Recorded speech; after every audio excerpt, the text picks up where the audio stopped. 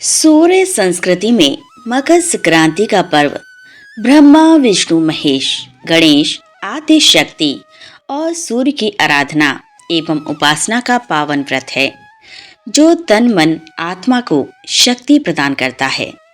संत महर्षियों के अनुसार इसके प्रभाव से प्राणी की आत्मा शुद्ध होती है, संकल्प शक्ति बढ़ती है, ज्ञान तंतु विकसित होते हैं।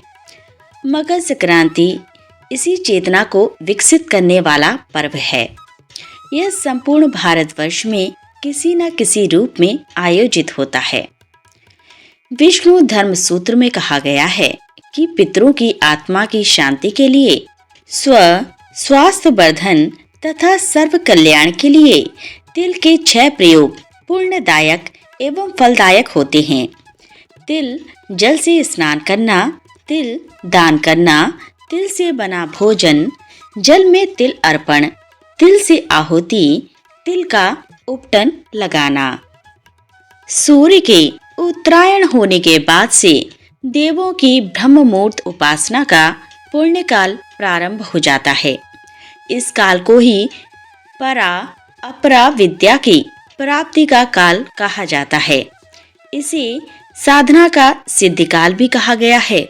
इस काल में देव प्रतिष्ठा, गृह निर्माण, यज्ञ कर्म आदि पुनीत कर्म किए जाते हैं।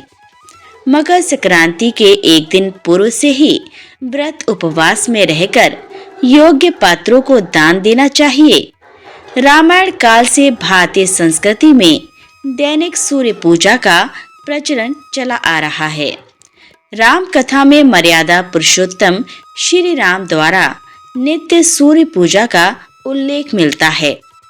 राजा भागीरथ सूर्यवंशी थे, जिन्होंने भगीरथ तप साधना के परिणाम स्वरूप पाप नाशनी गंगा को पृथ्वी पर लाकर अपने पूर्वजों को मोक्ष प्रदान करवाया था। राजा भागीरथ ने अपने पूर्वजों का गंगा जल अक्षत तिल से श्राद्ध तर्पण किया था। तब से माघ, मकर संक्रांति स्नान और मकर संक्रांति श्राद्ध तर्पण की प्रथा आज तक प्रचलित है। कपिल मुनि के आश्रम पर जिस दिन मातु गंगे का पदार्पण हुआ था वह मकर संक्रांति का दिन था। पावन गंगा जल के स्पर्श मात्र से राजा भगीरथ के पूर्वजों को स्वर्ग की प्राप्ति हुई थी।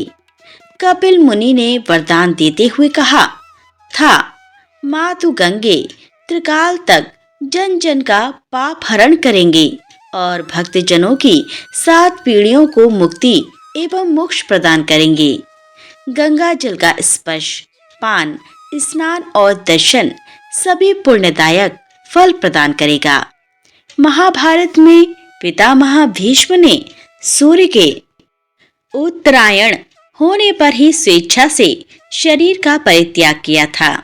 उनका श्राद्ध संस्कार भी सूर्य के उत्तरायण गति में हुआ था। फलतः आज तक पितरों की प्रसन्नता के लिए तिल, अघर्य एवं जल तर्पण की प्रथा मकर संक्रांति के अवसर पर प्रचलित है। सूर्य की 7वीं किरण भारतवर्ष में आध्यात्मिक उन्नति की प्रेरणा देने वाली है। 7वीं किरण का प्रभाव भारतवर्ष में गंगा जमुना के मध्य अधिक समय तक रहता है। इस भौगोलिक स्थिति के कारण ही हरिद्वार और प्रयाग में माघ मेला अर्थात मकर संक्रांति या पूर्ण कुंभ तथा अर्ध कुंभ के विशेष उत्सव का आयोजन होता है। तो चलिए प्रिय भक्तों, अब श्रवण करते हैं मकर संक्रांति पर सुनी जाने वाली धर्मराज की कथा। तो कथा इस प्रकार है। एक समय जब पृथ्वी लोक पर बब्रुवाहन नामक एक राजा हुआ करता था, उसके राज्य में किसी चीज की कमी नहीं थी।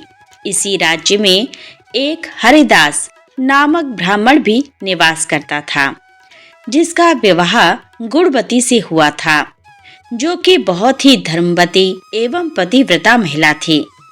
गुणवती ने अपना पूरा जीवन सभी देवी देवताओं की उपासना में लगा दिया और वह सभी प्रकार के व्रत करती थी और दान धर्म भी किया करती थी। इसके अलावा अतिथि सेवा को वह अपना धर्म मानती थी। ऐसे ही ईश्वर की उपासना करते हुए वह वृद्ध हो गई। जब उसकी मृत्यु हुई तो धर्मराज के दूत उसे अपने साथ धर्मराजपुर ले गए। यमलोक में एक सुंदर सिंहासन पर यम धर्मराज विराजमान थे और उनके पास ही चित्रगुप्त भी बैठे थे।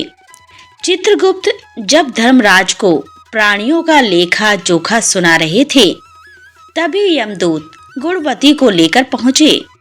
गुणवती यमराज को देखकर थोड़ी भयभीत हुई और मुंह नीचे करके खड़ी हो गई। फिर चित्रगुप्त ने गुणवती का ब्यौरा निकाला और इसके बारे में धर्मराज को बताया। धर्मराज ने गुणवती का पूरा ब्यौरा देखा और वे प्रसन्न हुए, लेकिन फिर भी उनके मुख पर थोड़ी सी उदासी भी छाई हुई थी। यह देखकर गुणवती ने पूछा, हे प्रभु, मैंने तो अपने जीवन काल में सारे सत्कर्म ही किए, फिर भी आपके मुख पर उदासी छाई है। इसका कारण क्या है? प्रभु, मुझसे क्या भूल हुई है? धर्मराज ने कहा, हे देवी, तुमने सभी देवी देवताओं के व्रत किए हैं, उपासना की है, लेकिन कभी भी तुमने मेरे नाम से कुछ पूजा या पाठ या दान नहीं किया। धर्मराज की बात सुनते ही गुणवती क्षमा याचना करने लगी और कहने लगी, हे प्रभु, मुझे आपकी उपासना के बारे में कुछ पता नहीं है। कृपया करके मुझे ऐसा उपाय बताइए प्रभु, जिससे सभी मनुष्य आपकी कृपा के पात्र बन सके। मैं आपके मुख से आपकी भक्ति का मार्ग सुनना चाहती हूँ और मेरी कामना है कि मृत्यु लोक पर वापस जाकर मैं आपकी भक्ति करूं और सभी लोगों को इस बारे में बताऊं।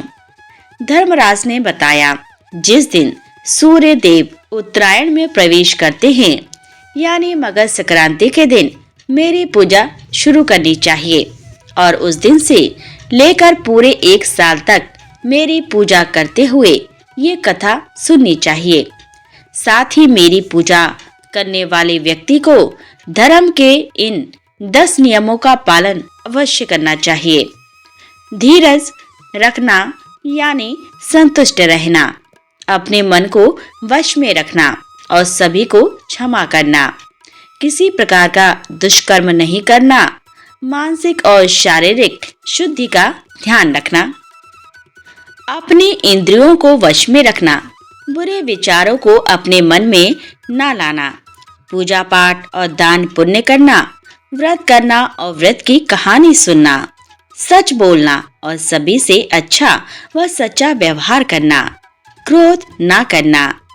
धर्म के इन सभी लक्षणों का पालन करते हुए 1 साल तक मेरी कथा नियम से सुने, दान पुण्य और परोपकार के काम करें और अगली मकर संक्रांति पर इस व्रत का उद्यापन करें। इसके बाद मेरी एक मूर्ति बनाकर विधि विधान से प्राण प्रतिष्ठा करवाकर हवन पूजन करें और साथ ही चित्रगुप्त की भी पूजा करें और काले तिल के लड्डू का भोग लगाएं। इसके बाद ब्राह्मण भोज करवाएं व बांस की टोकरी में 5 सेर अनाज का दान करें। साथ ही किसी जरूरतमंद को गद्दा, तकिया, कंबल, छप्पन, लोटा व वस्त्र आदि का दान करें। संभव हो तो गौदान करें। धर्मराज से व्रत की पूरा कथा सुनकर गुणवती ने पुनः धर्मराज से प्रार्थना की, हे प्रभु, मुझे फिर से मृत्यु लोक में जाने दीजिए, जिससे मैं आपका व्रत कर सकूं, साथ ही इस व्रत का प्रचार भी लोगों में कर सकूं। इस पर यमराज ने गुणवती को धरती लोक पर फिर से जाने दिया। धरती पर वापस जाकर गुणवती ने धर्मराज द्वारा बताए गए व्रत के बारे में अपने पति देव को बताया। मकर संक्रांति आते ही गुणवती और उसके पति ने यह व्रत शुरू कर दिया। इसी व्रत के प्रभाव से उन पर धर्मराज की कृपा हुई और उन्हें मोक्ष की प्राप्ति हुई।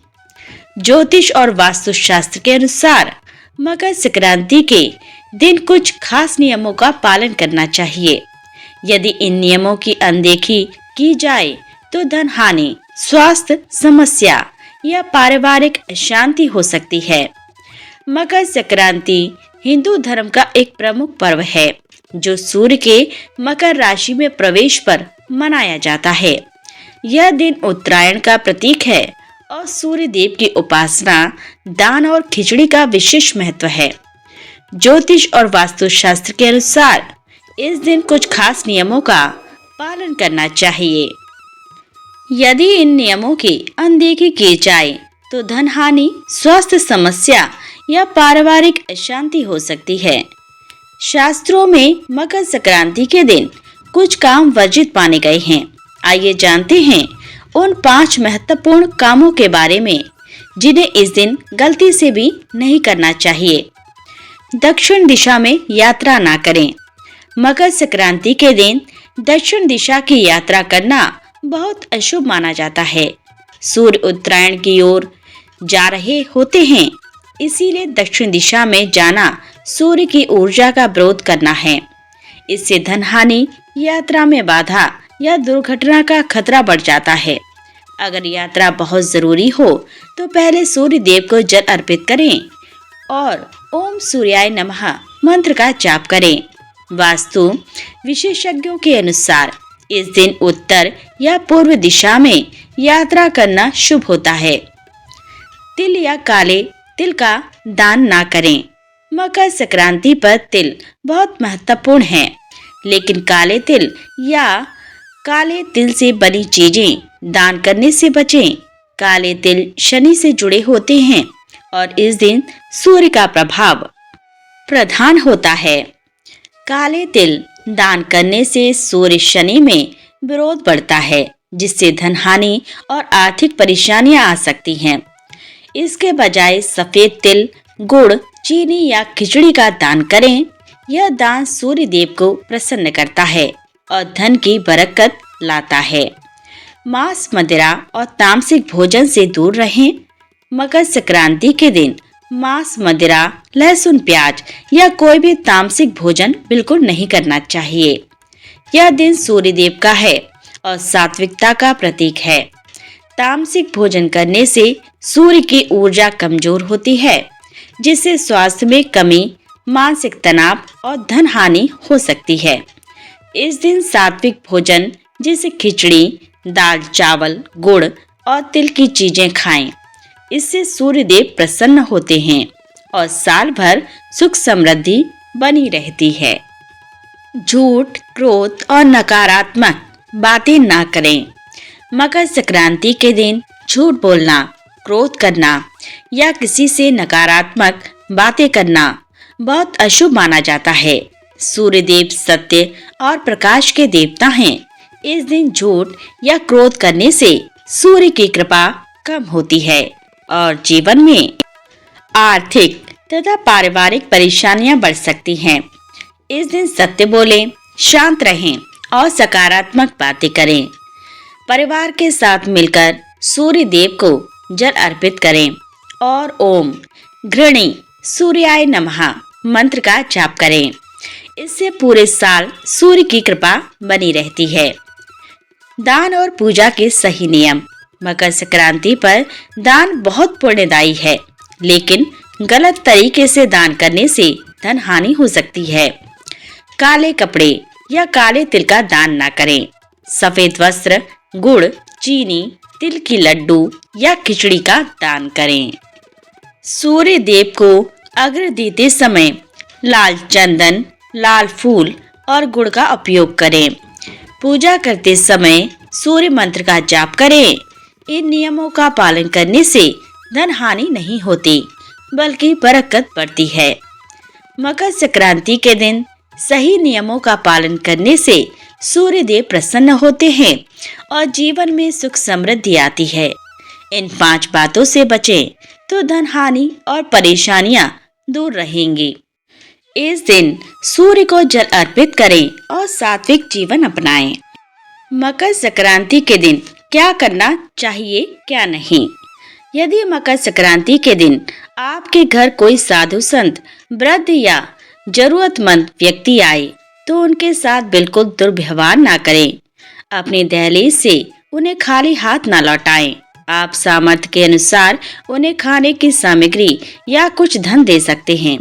इस दिन तिल, गुड़, घी, खाने की चीजें, गर्म कपड़े और धन का दान करना उत्तम माना जाता है। खिचड़ी में क्या क्या दान करना चाहिए? खिचड़ी का करें दान। चावल और काली उड़द की दाल की खिचड़ी का दान करना और सेवन करने से शनि और चंद्रमा के अशुभ प्रभावों को कम करता है। मकर संक्रांति के दिन कितने बजे स्नान करें? सुबह 9 से 3 से 10:48 तक इस समय स्नान करना अत्यंत शुभ माना गया है। अगर नदी में जाना संभव ना हो तो स्नान के जल में ही गंगा जल मिलाना फलदायक है। संक्रांति पर काला क्यों पहनते हैं? मकर संक्रांति पर काला रंग पहनना क्यों माना जाता है शुभ? मकर संक्रांति के पावन अवसर पर भगवान सूर्य अपने पुत्र शनि देव की राशि मकर में प्रवेश करते हैं। ज्योतिष शास्त्र और सनातन परंपराओं के अनुसार काले रंग का गहरा संबंध शनि देव से माना गया है। इसी कारण मकर संक्रांति के दिन काले वस्त्र धारण करने की परंपरा प्रचलित है। मकर संक्रांति के दिन भगवान को क्या चढ़ाना चाहिए? मान्यता है कि मकर संक्रांति के दिन तिल के साथ गुड़ का दान करने पर न सिर्फ भगवान सूर्य बल्कि शनि देव की कृपा भी अवश्य प्राप्त होती है। मकर संक्रांति पर पूजा के तमाम उपायों की तरह तिल से बना भोजन भी शुभ फल प्रदान करता है। ऐसे में आप इस दिन तिल से बने लड्डू, गजक, रेवड़ी आदि का सेवन अवश्य करें। मकर संक्रांति में खिचड़ी क्यों बनाई जाती है? मकर संक्रांति पर सूर्य अपने पुत्र शनि के घर जाते हैं, इसीलिए इस दिन शनि देव को प्रसन्न करने के लिए उड़द दाल की खिचड़ी बनाई जाती है। इसे शुभता का प्रतीक माना जाता है। मकर संक्रांति का भगवान कौन था? मकर संक्रांति हिंदू कैलेंडर में एक त्योहार का दिन है जो सूर्य देवता सूर्य को समर्पित है। मकर संक्रांति के लिए प्रार्थना कैसे करें? मकर संक्रांति मनाने के अन्य उपयुक्त तरीके हैं सिद्ध योग, नाम संकीर्तन, नारायण का जाप करना और सूर्य गायत्री मंत्र का पाठ करना। सूर्य देवता को समर्पित यह मंत्र आदि गायत्री के नाम से भी जाना जाता है, जो अनेक गायत्री मंत्रों में मूल और प्रमुख मंत्र है। प्रिय श्रोताओं, आज की ये वीडियो यहीं संपन्न होती है। आपको हमारे द्वारा दी गई जानकारी कैसी लगी? यदि अच्छी लगी हो तो वीडियो को लाइक करें और इसी प्रकार की यदि आप भविष्य में वीडियो सुनना चाहते हैं तो हमारे चैनल को सब्सक्राइब जरूर कर लें। पूरा वीडियो वॉच करने के लिए धन्यवाद।